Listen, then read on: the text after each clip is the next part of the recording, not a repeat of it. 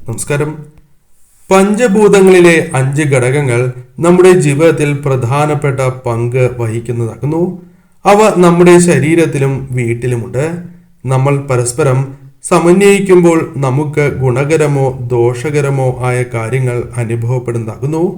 അതിനാൽ വാസ്തുശാസ്ത്രം മാനദണ്ഡങ്ങൾക്കനുസരിച്ച് പിന്തുടരുന്നവർക്ക് ഐശ്വര്യവും ക്ഷേമവും ഉണ്ടാകും എന്നാണ് പറയുക. ഇത് പലരുടെയും അനുഭവം തന്നെയാണ്.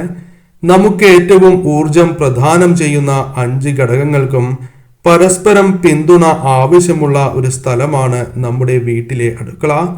അടുക്കളയിൽ അഗ്നിദേവൻ, വായുദേവൻ, വരുണദേവൻ, ലക്ഷ്മി ദേവി, അന്നപൂർണേശ്വരി ദേവി, ഗണേശ സാന്നിധ്യവും ഉണ്ടാകുന്നു. അതിനാൽ തന്നെ ചില കാര്യങ്ങൾ ശ്രദ്ധിക്കേണ്ടതായിട്ടുണ്ട്. ഞാൻ ഈ പരാമർശിക്കുന്ന ജലം അടുക്കളയിൽ നിങ്ങൾ തളിക്കുകയാണ് എങ്കിൽ അത് സർവ്വ സൗഭാഗ്യങ്ങളും ഐശ്വര്യങ്ങളും നിങ്ങളുടെ വീടുകളിൽ കൊണ്ടുവരുന്നതിന് സഹായകരമാണ്. ഈ കാര്യം ആർക്കും ചെയ്യുവാൻ സാധിക്കുന്ന ലളിതമായ കാര്യമാകുന്നു. അതേക്കുറിച്ചാണ് ഈ വീഡിയോയിലൂടെ പരാമർശിക്കാനായി പോകുന്നത്. അടുക്കളയിൽ ആദ്യം പ്രവേശിക്കുമ്പോൾ ചില കാര്യങ്ങൾ ശ്രദ്ധിക്കേണ്ടതായിട്ടുണ്ട്. എന്നാൽ മാത്രമാണ് പൂർണ്ണമായ ഫലം നിങ്ങൾക്ക് വന്നു ചേരൂ. കുളിച്ചതിന് ശേഷം മാത്രമാണ് അടുക്കളയിൽ പ്രവേശിക്കേണ്ടത് എന്ന കാര്യം ആദ്യമേ നിങ്ങൾ ഓർക്കുക. ഇപ്രകാരം ചെയ്യുന്നതാണ് ഏറ്റവും ശുഭകരം. സാമ്പ്രാണി അടുപ്പിലും അടുക്കളയുടെ 4 മൂലകളിലും പുകയ്ക്കുന്നത് ഏറ്റവും വിശേഷമാണ്. നിങ്ങൾ തീർച്ചയായും അടുക്കളയിൽ പ്രവേശിക്കുമ്പോൾ ഗണേശ മന്ത്രം ജപിച്ചുകൊണ്ട് അടുക്കളയിൽ പ്രവേശിക്കുന്നതും ഓം അന്നപൂർണേ നമഃ എന്ന് 3 തവണ ഉരുവിടുന്നതും ഏറ്റവും ഉത്തമമാകുന്നു. ആദ്യം ഓം ഗം ഗണപതയേ നമഃ എന്ന മന്ത്രം 3 തവണ ഉരുവിടുക. ശേഷം ഓം അന്നപൂർണേ നമഃ എന്ന് 3 തവണ ഉരുവിടുക. ഇതാണ് നിങ്ങൾ ചെയ്യേണ്ടതായ കാര്യം. ഏറ്റവും വിശേഷപ്പെട്ടതായ ഫലങ്ങൾ തന്നെ നിങ്ങളുടെ ജീവിതത്തിലേക്ക് കടന്ന് വരിക തന്നെ ചെയ്യും. അടുക്കളയിൽ പ്രത്യേകിച്ചും പലതരത്തിലുള്ള പാത്രങ്ങൾ ഉണ്ടാകുന്നതാണ്. എന്നാൽ പൊട്ടിയ പാത്രങ്ങളുണ്ട് എങ്കിൽ അത് തീർച്ചയായും നിങ്ങൾ ഒഴിവാക്കേണ്ടത് അനിവാര്യമാണ്. ഒരിക്കലും ഇത്തരം പാത്രങ്ങളിൽ നിങ്ങൾ ആഹാരം പാചകം ചെയ്യാൻ പാടുള്ളതല്ല. അത് വളരെ ദോഷകരമായി തന്നെ ഭവിക്കും. കഴിവതും നിത്യവും അരിപ്പാത്രം, മഞ്ഞൾ പാത്രം, ഉപ്പ് പാത്രം, കടുക് പാത്രം എന്നിവ തുടച്ച് വയ്ക്കേണ്ടത് അനിവാര്യം തന്നെയാകുന്നു. ഇവയിൽ ഒരിക്കലും പൊടി പാടില്ല എന്നാണ് പറയുക. അത്രമേൽ പ്രാധാന്യം നിങ്ങൾ നൽകേണ്ടതായിട്ടുണ്ട്. അടുപ്പും എപ്പോഴും വൃത്തിയായി തന്നെ തുടച്ച് വയ്ക്കേണ്ടതും അനിവാര്യമാണ്. ഇപ്രകാരം ചെയ്യുന്നത് ഈശ്വരാധീനം, ഈശ്വര ചൈതന്യം നിലനിർത്തുവാൻ സഹായകരമാണ് എന്ന കാര്യവും പ്രത്യേകം ഓർക്കുക. സന്ധ്യാസമയവുമായി ബന്ധപ്പെട്ടും ചില കാര്യങ്ങൾ പ്രധാനമായും ശ്രദ്ധിക്കണം. അതല്ല എങ്കിൽ പൂർണ്ണമായ ഫലം ലഭിക്കുന്നതല്ല. സന്ധ്യയ്ക്ക് വിളക്ക് തെളിയിക്കുന്നതായ സമയത്ത് ഒരിക്കലും നിങ്ങൾ പാചകം ചെയ്യാൻ പാടുള്ളതല്ല. ആ കാര്യത്തിന് പ്രാധാന്യം നിങ്ങൾ നൽകേണ്ടതായിട്ടുണ്ട്. പാത്രം ഈ സമയം കഴുകരുത് എന്ന കാര്യവും ഓർക്കുക. അതിനാൽ അതിനു മുൻപ് തന്നെ പാത്രം കഴുകി വയ്ക്കേണ്ടതാകുന്നു. അടുക്കളയിൽ അപ്പോൾ ശബ്ദം പാടില്ല. അടുക്കളയിൽ നിന്നും വരുന്ന ശബ്ദങ്ങൾ ഈ സമയം പാടില്ല എന്നാണ് പറയുക. ഈ സമയം വീട് പൂർണ്ണമായും ശാന്തമായി ഇരിക്കേണ്ടതും അനിവാര്യം തന്നെയാകുന്നു. എന്നാൽ മാത്രമാണ് ഒരു വ്യക്തിയുടെ ജീവിതത്തിൽ പൂർണ്ണമായ ഫലം ജീവിതത്തിലേക്ക് കടന്നു വരൂ എന്ന കാര്യം പ്രത്യേകം നിങ്ങൾ ഓർക്കേണ്ടതായിട്ടുണ്ട്. രാത്രിയുമായി ബന്ധപ്പെട്ടും ചില കാര്യങ്ങൾ ശ്രദ്ധിക്കേണ്ടതായിട്ടുണ്ട്. രാത്രി അടുക്കള വാതിൽ അടയ്ക്കുന്നതിന് മുൻപ് അടുപ്പിന് മുകളിലായി ഒന്നും ഇരിക്കുന്നില്ല എന്ന കാര്യം പ്രത്യേകം ഓർക്കുക. അടുപ്പിന് മുകളിൽ പാത്രം വച്ചുകൊണ്ട് അടുക്കള അടയ്ക്കാൻ പാടില്ല എന്നാണ് പറയുക. ജലം അടുപ്പിനോട് ചേർന്ന് വയ്ക്കാൻ പാടില്ല എന്ന കാര്യത്തിനും പ്രാധാന്യം നിങ്ങൾ നൽകേണ്ടതായിട്ടുണ്ട്. അടുപ്പ് എപ്പോഴും തുടച്ച് വൃത്തിയായി തന്നെ വയ്ക്കേണ്ടത് അനിവാര്യമാകുന്നു. അതല്ല എങ്കിൽ അതാ വീടുകളിൽ ലക്ഷ്മി കോപത്തിനും അന്നപൂർണേശ്വരി ദേവിയുടെ കോപത്തിനും കാരണമായി തീരും എന്ന കാര്യവും പ്രത്യേകം ഓർക്കുക. എച്ചിൽ പാത്രങ്ങൾ ഒന്നും തന്നെ അടുക്കള അടയ്ക്കുന്ന സമയം അടുക്കളയിൽ പാടുള്ളതല്ല. അതിനാൽ അതിനു മുൻപായി തന്നെ കഴുകി തുടച്ച് വയ്ക്കേണ്ടത് അനിവാര്യം തന്നെയാകുന്നു. പലവിധ വേസ്റ്റുകൾ അടുക്കളയിൽ ഉണ്ടാകാം. അത്തരത്തിലുള്ള വസ്തുക്കൾ ഒന്നും തന്നെ പാടില്ല എന്നാണ് പറയുക. അടയ്ക്കുന്നതിന് മുൻപ് അവയെല്ലാം തന്നെ മാറ്റേണ്ടതും അനിവാര്യം തന്നെയാകുന്നു. വർക്ക് ഏരിയയിൽ വയ്ക്കുന്നതിൽ തെറ്റില്ല.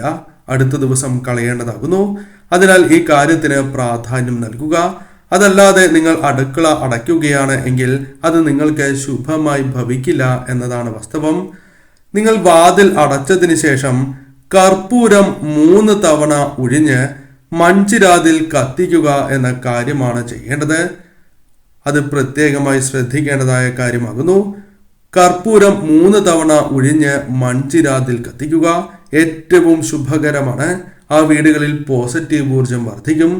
ശുഭകരമായ കാര്യങ്ങൾ വന്നു ചേരുകയും ലക്ഷ്മി കടാക്ഷവും അന്നപൂർണേശ്വരി ദേവിയുടെ കടാക്ഷവും ആ വീടുകളിൽ നിറയുന്നതിനും നിലനിർത്തുന്നതിനും സഹായകരമാണ് ഇപ്രകാരം ചെയ്യുന്നത്. ദൃഷ്ടിദോഷമുണ്ട് എങ്കിൽ പോലും അതുപോലും ഒഴിവാക്കുവാൻ സഹായകരമാണ്.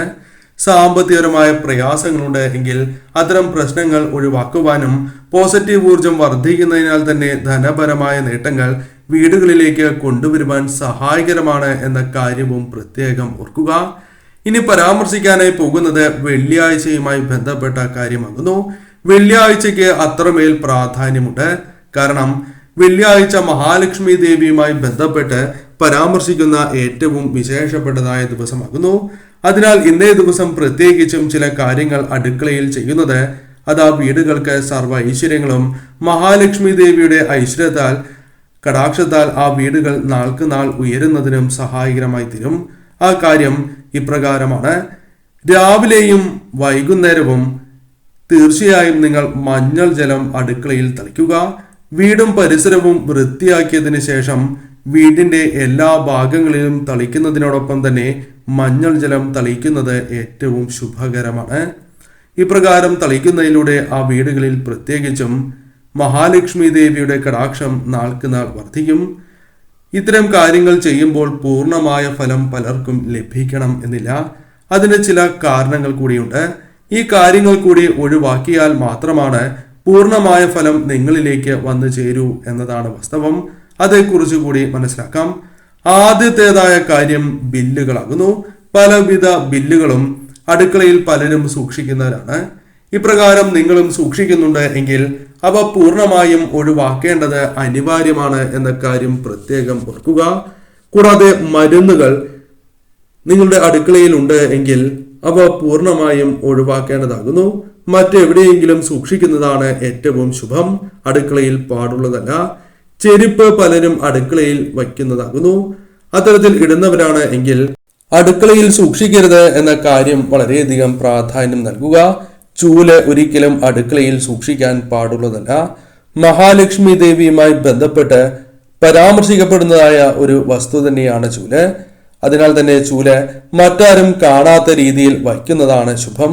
ഒരിക്കലും അടുക്കളയിൽ വയ്ക്കരുത്. കേടായ ഉപകരണങ്ങൾ വീടുകളിലുണ്ട് എങ്കിൽ അവ വീടുകളിൽ നിന്നും ഒഴിവാക്കുന്നതാണ് ഏറ്റവും ശുഭം. അനാവശ്യമായ പാത്രങ്ങൾ വീടുകളിലുണ്ട് എങ്കിൽ അത്തരം കാര്യങ്ങൾ ഒഴിവാക്കുന്നതാണ് ശുഭം. അടുക്കളയിൽ പാടുള്ളതല്ല. അമിതമായ കത്തി പലരും അടുക്കളയിൽ സൂക്ഷിക്കുന്നതാണ്. എന്നാൽ അടുക്കളയിൽ കത്തി അനിവാര്യവുമാണ്. അതിനാൽ ആവശ്യത്തിനുള്ള കത്തി മാത്രമേ അടുക്കളയിൽ സൂക്ഷിക്കാൻ പാടൂ എന്നാണ് ഉദ്ദേശിക്കുന്നത്. അതിൽ കൂടുതൽ പാടുള്ളതല്ല. മൂർച്ചയേറിയ വസ്തുക്കൾ അത്തരം കാര്യങ്ങൾ അടുക്കളയിൽ നിന്നും മാറ്റി വർക്ക് ഏരിയയിൽ സൂക്ഷിക്കുന്നതാണ് ശുഭം എന്ന കാര്യവും പ്രത്യേകം ഓർക്കുക. ഇത്തരം കാര്യങ്ങൾക്ക് നിങ്ങൾ വളരെയധികം പ്രാധാന്യം നൽകേണ്ടതായിട്ടുണ്ട്.